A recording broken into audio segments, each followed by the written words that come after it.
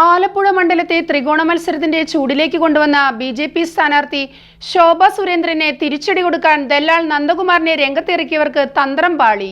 TG. Nandakumar ഉന്നയിച്ച സാമ്പത്തിക ആരോപണങ്ങൾക്ക് വാർത്താ സമ്മേളനം വിളിച്ച് വ്യക്തത വരുത്തുകയും ടി.ജി. നന്ദകുമാറിൽ നിന്ന് 10 ലക്ഷം രൂപ കൈപ്പറ്റിയെന്ന് സ്ഥിരീകരിക്കുകയും ചെയ്ത ശോഭ സുരേന്ദ്രൻ ഇത് സ്വന്തം വസ്തു വിൽക്കാൻ വേണ്ടിയായിരുന്നുവെന്ന് വ്യക്തമാക്കി.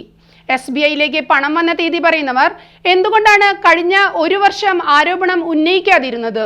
ഓട്ടുപാറയിലെ തന്റെ പേരിലുള്ള വസ്തുവിനാണ് ടി.ജി. നന്ദകുമാർ പണം തന്നത്. ആ വസ്തു താൻ മറ്റാർക്കെങ്കിലും വിൽക്കാൻ കരാർ എഴുതിയെന്ന് തെളിയിക്കുന്ന രേഖയുണ്ടെങ്കിൽ പുറത്തുവിടണമെന്നും ശോഭ സുരേന്ദ്രൻ വെല്ലുവിളിച്ചു.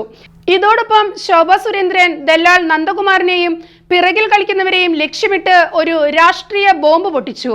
പിണറായി വിജയനോളം തലപ്പൊക്കമുള്ള CPMന്റെ കണ്ണൂരിലെ നേതാവിനെ ബി.ജെ.പിയിൽ ചേർക്കാൻ പാർട്ടിയുടെ ദേശീയ കമ്മിറ്റി ഓഫീസിൽ നിരങ്ങിയാളാണ് നന്ദകുമാർ എന്ന് ശോഭ സുരേന്ദ്രൻ പറഞ്ഞു.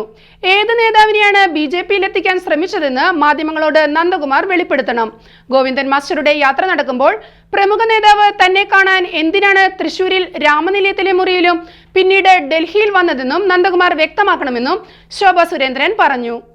ആലപ്പുഴ NDA സ്ഥാനാർത്ഥി പേര് പറയാതെ പറഞ്ഞ രാഷ്ട്രീയ നാടകത്തിലെ CPM നേതാവ് EP ജയരാജനാണെന്ന് കണ്ണൂരിലെ UDF സ്ഥാനാർത്ഥിയും കോൺഗ്രസ് അധ്യക്ഷനുമായ K. സുധാകരൻ വെളിപ്പെടുത്തിയതോടെ പോരുമുറുകി.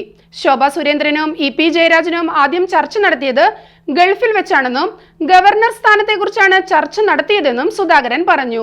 തിരുവനന്തപുരം NDA സ്ഥാനാർത്ഥിയായ രാജീവ് ചന്ദ്രശേഖറും ചർച്ചയിൽ പങ്കെടുത്തിട്ടുണ്ട്. CPIM നേതൃത്വം ഭീഷണിപ്പെടുത്തിയതോടെ EP പിൻവലിയുകയായിരുന്നു. പാർട്ടിയിൽ EP ജയരാജൻ അസ്വസ്ഥനാണ്. തെരഞ്ഞെടുപ്പ് കഴിഞ്ഞാൽ EP ജയരാജൻ BJPയിൽ പോകും. MV ഗോവിന്ദൻ പാർട്ടി സെക്രട്ടറി ആയതിൽ EPക്ക് നിരാശയുണ്ടെന്നും സെക്രട്ടറി പദവി EP പ്രതീക്ഷിച്ചിരുന്നുവെന്നും സുധാകരൻ പറഞ്ഞു. കണ്ണൂരിൽ പോരുമുറുകിയപ്പോൾ CPM സൈബർ പോരാളികളും നേതാക്കന്മാരും സുധാകരന്റെ BJP ബന്ധം ചർച്ചയാക്കിയിരുന്നു. താനല്ല തന്റെ പട്ടി പോലും BJPയിൽ പോകില്ലെന്നായിരുന്നു സുധാകരന്റെ മറുപടി.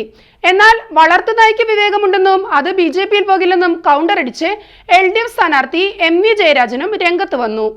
എന്നാൽ ശോഭ സുരേന്ദ്രൻ തുറന്നുവിട്ട രാഷ്ട്രീയ ഭൂതത്തെ K. സുധാകരൻ ഏറ്റെടുത്തതോടെ EP ജയരാജനും CPMും ശരിക്കും പെട്ടു. BJPയിലേക്ക് പോകുവാൻ ആരൊക്കെയാണ് വെമ്പി നിൽക്കുന്നതെന്ന് സുധാകരൻ തുറന്നു കാട്ടുന്നത് ശോഭ സുരേന്ദ്രന്റെ പരാമർശം ഏറ്റുപിടിച്ചുകൊണ്ടാണ്. ഇതിനെല്ലാം പുറമെ കോഴിക്കോട്ടെ BJP സ്ഥാനാർത്ഥി MT രമേശിനെ വോട്ട് അഭ്യർത്ഥിച്ചുകൊണ്ട് വീടുകളിലെത്തിയ നോട്ടീസിൽ CPM നേതാവ് EP ജയരാജന്റെ പ്രശംസ ഉൾപ്പെടുത്തിയതും CPMനെ തിരിച്ചടിയായിരിക്കുകയാണ്.